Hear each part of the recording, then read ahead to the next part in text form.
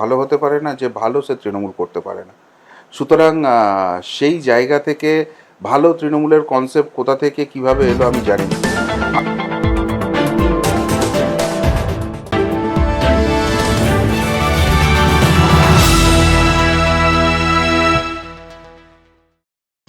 তৃণমূলের এখন দুটো ভাগ, ভালো তৃণমূল আর খারাপ তৃণমূল। এটা ট্রু নিউজ বাংলা বলছে না, বলেছেন বিজেপি রাজ্য সভাপতি শ্রমিক ভট্টাচার্য। তিনি বলেছিলেন দলে ভালো তৃণমূলদের নেওয়া হবে, মানেই তৃণমূলের এখন দুটো ভাগ। কিন্তু প্রশ্ন হলো, ভালো তৃণমূল কারা সেটা বোঝা যাবেই বা কিভাবে? 4 তারিখের পর তৃণমূলের অনেক নেতা নেত্রীরা বিজেপিতে আসার ইচ্ছা পোষণ করেন ঠিকই, কিন্তু সেই দরজাতেও শিকল দিয়ে দেয় বিজেপি। তবু চেষ্টা চলছে ভালো তৃণমূল হয়ে ওঠার, এমনকি ঘুরপথে বহু তৃণমূল নেতা ঢুকছে বিজেপিতে। তাহলে ধরে নেওয়া যেতে পারে বিজেপির তৃণমূলীকরণ শুরু হয়ে গেছে। এই নিয়ে কি বললেন রাজনৈতিক বিশ্লেষক শুদ্ধশীল ঘোষ, শুনে নেব। আপনি কি মনে করেন ভালো তৃণমূল বলে কেউ আছে? যদি থাকে 10টা নাম বলুন যাকে আপনি মনে করবেন ভালো তৃণমূল। এবার আপনারা যেটা ঘুর পথে আসার কথা বলছেন, দেখুন প্রাথমিকভাবে যখন খবরটা এসেছিল আমিও এর বিরুদ্ধে সোচ্চার প্রতিবাদ করেছিলাম, এবং বহু মানুষ 99% মানুষ যারা আমার সেই ভিডিও দেখেছেন তারা আমাকে সমর্থন করেছেন যে না, এই বদরক্ত আসতে দেওয়া যায় না, এদের এই বদমাইশির বিরুদ্ধেই তো আমাদের লড়াই ছিল। কিন্তু তার পরবর্তী ক্ষেত্রে আমি নাম নিচ্ছি না, কিন্তু এই মুহূর্তে বঙ্গ বিজেপি সব থেকে বেশি যাকে ভরসা করছে, এবং সেরকম ঘনিষ্ঠ কিছু মানুষের সঙ্গে আমার কথাবার্তা হয়েছে, তারা যে কনসেপ্টটা বলেছেন সেটা যদি সত্যিই বাস্তবিক হয়ে থাকে তাহলে আমার সাথে তাদের কোনো অসুবিধা নেই। আমি একদম স্টান্স ক্লিয়ার করে দিতে চাই তারা কি বলেছেন। তাদের বক্তব্য হচ্ছে যে আপনি যদি নির্বাচনে দাঁড়ান তাহলে আপনি মানুষের কাছে গিয়ে বলবেন ভোট দিন। এবার আপনি তো সেখানে স্পেসিফিক্যালি বলতে পারেন না যে এই ভাই তুমি মাতাল, তুমি আমাকে ভোট দিও না, এই তুই পকেট মার, তুই আমায় ভোট দিস না। আপনি জনতার কাছে যাচ্ছেন, জনতা কে আপনাকে দেবে না দেবে সেটা আপনার কন্ট্রোলে নেই। তো এই যে তৃণমূলের একটা অংশ যেটা আমরা শুনছি লোকসভাতে স্প্লিট হয়ে যাচ্ছে, মমতা ব্যানার্জি অভিষেক ব্যানার্জির সঙ্গে থাকবে না, তারা প্রাথমিকভাবে নাকি বিজেপিতে আসতে চেয়েছিল, কিন্তু মাননীয় রাজ্য সভাপতি শ্রমিক ভট্টাচার্য সেই দরজা বন্ধ করে রেখেছেন। সুতরাং তারা সরাসরি বিজেপিতে আসছেন না। তাহলে তারা কি করছেন, তারা তাদের দল থেকেই আলাদা হয়ে, যেরকম মহারাষ্ট্রের শিবসেনা বা এনসিপির সঙ্গে হয়েছিল, তারা একটা আলাদা ব্লক তৈরি করতে চাইছেন যেখানে মমতা বন্দ্যোপাধ্যায় কোনো রকম ছড়ি ঘোরাতে পারবেন না। এবার সেই যে ব্লকটা তৈরি হচ্ছে, তারা যদি সরকার কিছু এমন বিল নিয়ে আসে যেটা মানুষের উপকারে লাগবে, দেশের উন্নতিতে লাগবে, তারা সেখানে নিঃশর্ত সমর্থন দেবেন।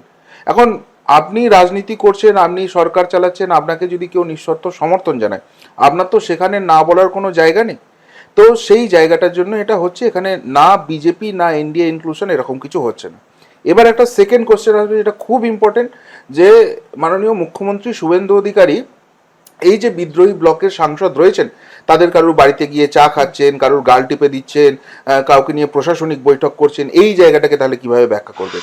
আমি আবারও বলছি যে এই জায়গাটা যেটা সিম্পলি তৈরি হয়েছে, সেটা প্রথম দিনই মাননীয় মুখ্যমন্ত্রী শুভেন্দু অধিকারী ক্লিয়ার করে দিয়েছেন যে আলটিমেটলি রাজনীতি হবে ভোটের সময়। পশ্চিমবঙ্গে যে কালচারটা ছিল সেটাকে তিনি শেষ করতে চান। বাকি সময় তিনি বিরোধী আছেন নাকি শাসকে আছেন ডাজন্ট ম্যাটার, তিনি যদি জনপ্রতিনিধি হন, মানুষের উন্নয়ন করতে হবে। এবার মানুষের উন্নয়ন করতে গেলে কে আমার বিপক্ষ কে আমার পক্ষ এসব ভাবলে চলবে না।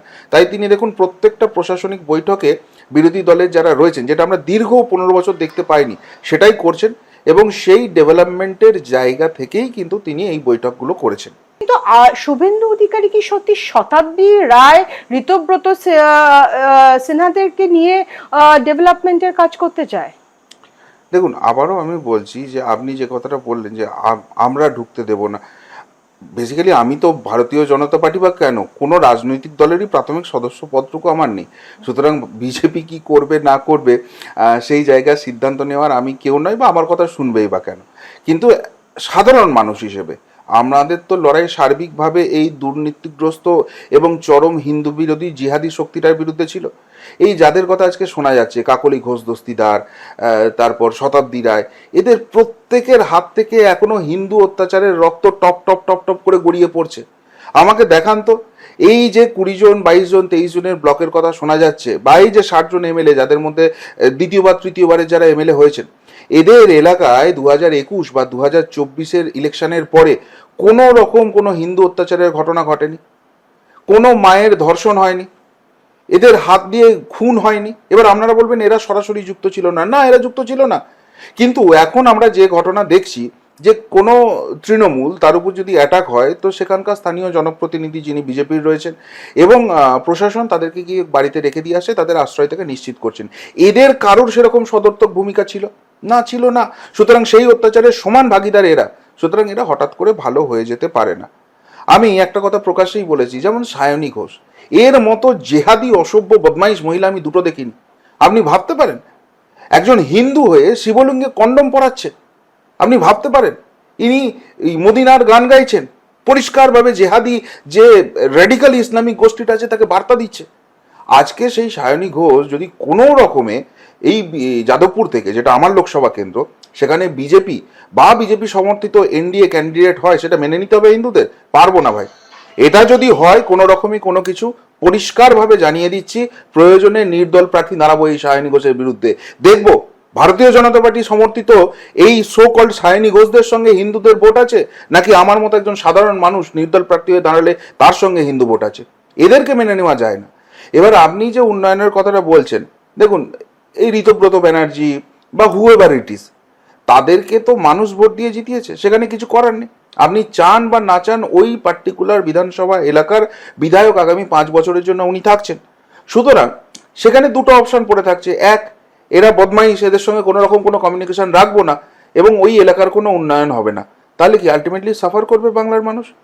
আর অন্যদিকে আর একটা অপশন রয়েছে যে ভাই সেখানকার মানুষ বেঁচেছে, আমার তো কিছু করার নেই, সুতরাং উন্নয়নের কাজে সেখানকার জনপ্রতিনিধির সঙ্গে আমি কথা বলবো এবং সেখানে কি কি প্রবলেম আছে সেটা দেখে আমার মতো করে করার চেষ্টা করব। সুতোশীলদা, দেব প্রথমে টিএমসিতে কখনোই মুখ খুলে কিছু বলেনি। মমতা ব্যানার্জি, অভিষেক ব্যানার্জির ব্যাপারে 4 তারিখের পর থেকে মুখ খুলতে শুরু করেছেন এবং উনি ভিকটিম কার্ড প্লে করতে শুরু করেছেন যে না আমাকে বোঝানো হয়েছে, এই হয়েছে, ওই হয়েছে। তার সাথে ওনাকে 3 বার ইডি তলবও করেছে।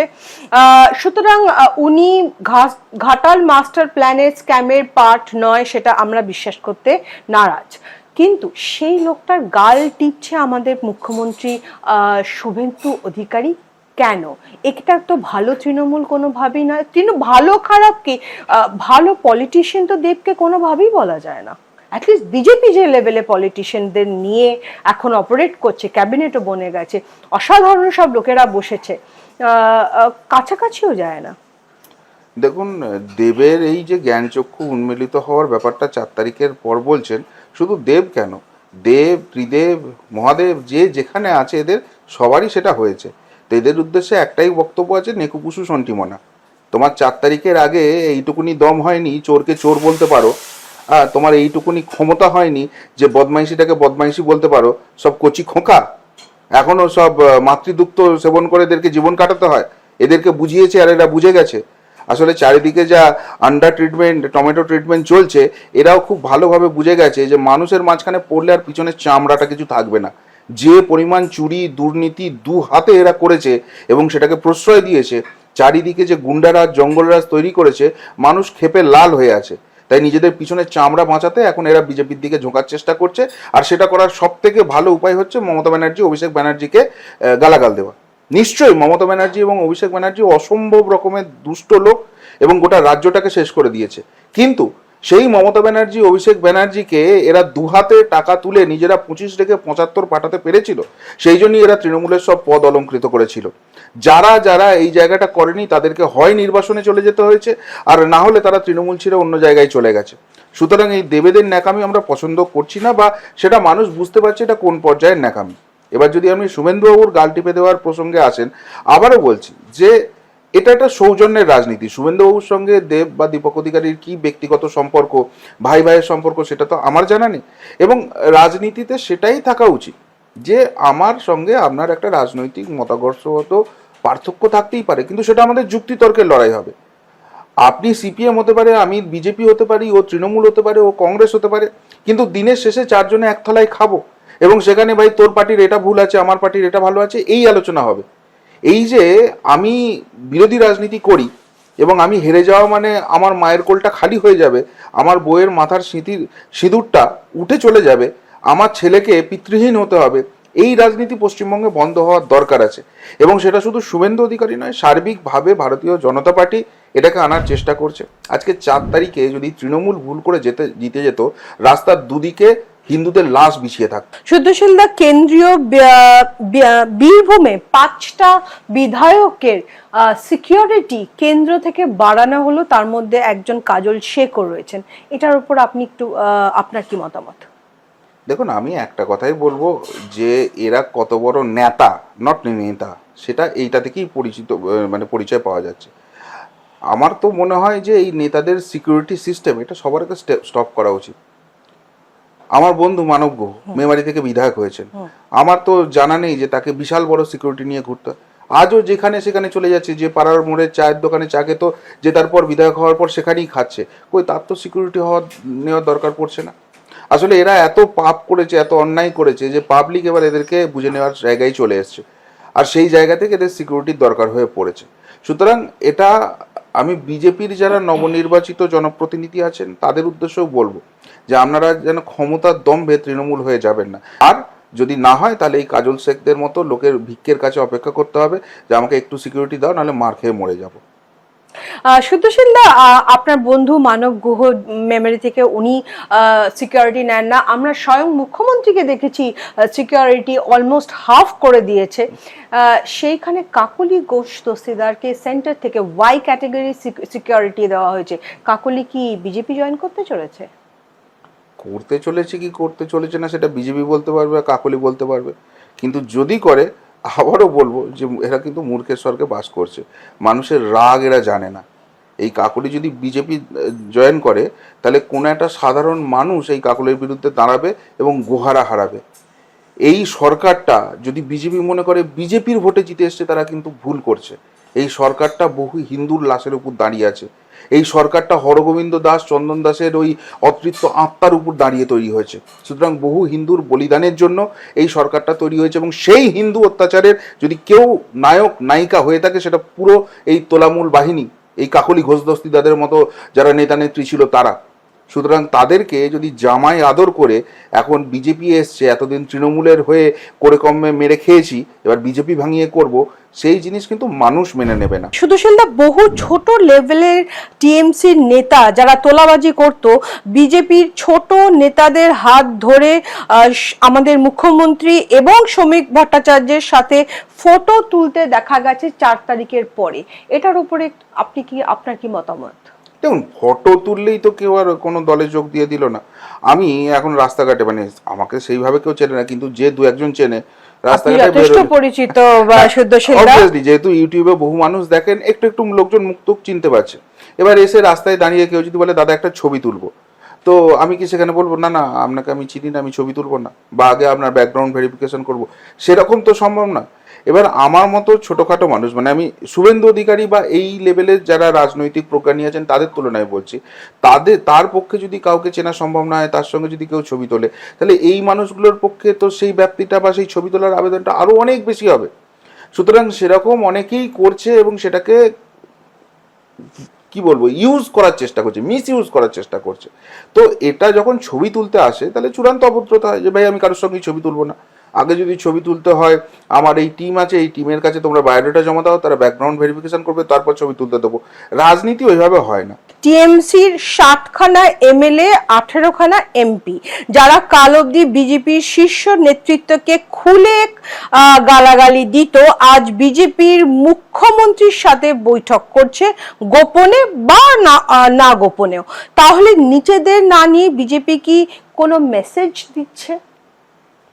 না, দেখুন, আবারও বলছি যে এরা খুব ভালো করে জানে যে বিজেপি পশ্চিমবঙ্গে এসেছে, এবং ডাবল ইঞ্জিন সরকার যেভাবে কাজ করবে, অন্যান্য রাজ্যে বিজেপির যেভাবে আমরা কাজ দেখেছি, তাতে আগামী 25-30 বছর বিজেপি যদি খুব বড় না কিছু ব্লান্ডার করে, এই রাজ্যে বিজেপিই থাকবে। তাহলে এদের যে মেরে করে কমে খাওয়ার যে রাজনীতি, সেটা তো বন্ধ হয়ে যাবে। এদের দোকান বন্ধ হয়ে গেলে এদের সংসার চলবে কি? এরা তো কেউ জনসেবা করার জন্য আসেনি, নিজেদের পকেটে সেবা করার জন্য এসছে। সুতরাং এদের ধান্দাবাজি পলিটিক্স কন্টিনিউ করতে গেলে বিজেপিতে এদের এন্ট্রি লাগবেই। তো সেটার এরা আপ্রাণ চেষ্টা করে যাচ্ছে। আর 2 নম্বর যেটা আমি বললাম যে চারিদিকে আন্ডার থেরাপি, টমেটো থেরাপি শুরু হয়ে গেছে।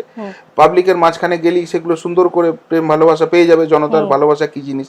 যাদেরকে এতদিন গলা টিপে রাখতো তারাই বুঝিয়ে দেবে যে মানুষের রাগ কি জিনিস আছে। সুতরাং সব মিলিয়ে এদের আপ্রাণ চেষ্টা নিজেদেরকে যেভাবে হোক বিজেপির সঙ্গে সম্পৃক্ত করতে হবে। করতে চলেছে কি করতে চলেছে না সেটা বিজেপি বলতে পারবে, কাকলি বলতে পারবে। কিন্তু যদি করে, আবারও বলবো যে এরা কিন্তু মূর্খের স্বর্গে বাস করছে। মানুষের রাগ এরা জানে না। এই কাকলি যদি বিজেপি জয়েন করে, তাহলে কোনো একটা সাধারণ মানুষ এই কাকলির বিরুদ্ধে দাঁড়াবে এবং গোহারা হারাবে। এই সরকারটা যদি বিজেপি মনে করে বিজেপির ভোটে জিতে এসছে, তারা কিন্তু ভুল করছে। এই সরকারটা বহু হিন্দুর লাশের উপর দাঁড়িয়ে আছে। এই সরকারটা হরগোবিন্দ দাস, চন্দন দাসের ওই অতৃপ্ত আত্মার উপর দাঁড়িয়ে তৈরি হয়েছে। সুতরাং বহু হিন্দুর বলিদানের জন্য এই সরকারটা তৈরি হয়েছে, এবং সেই হিন্দু অত্যাচারের যদি কেউ নায়ক নায়িকা হয়ে থাকে, সেটা পুরো এই তোলামূল বাহিনী, এই কাকলি ঘোষ দস্তিদাদের মতো যারা নেতা নেত্রী ছিল তারা। সুতরাং তাদেরকে যদি জামাই আদর করে এখন বিজেপি এসছে, এতদিন তৃণমূলের হয়ে করে কমে মেরে খেয়েছি, এবার বিজেপি ভাঙিয়ে করব, সেই জিনিস কিন্তু মানুষ মেনে নেবে না।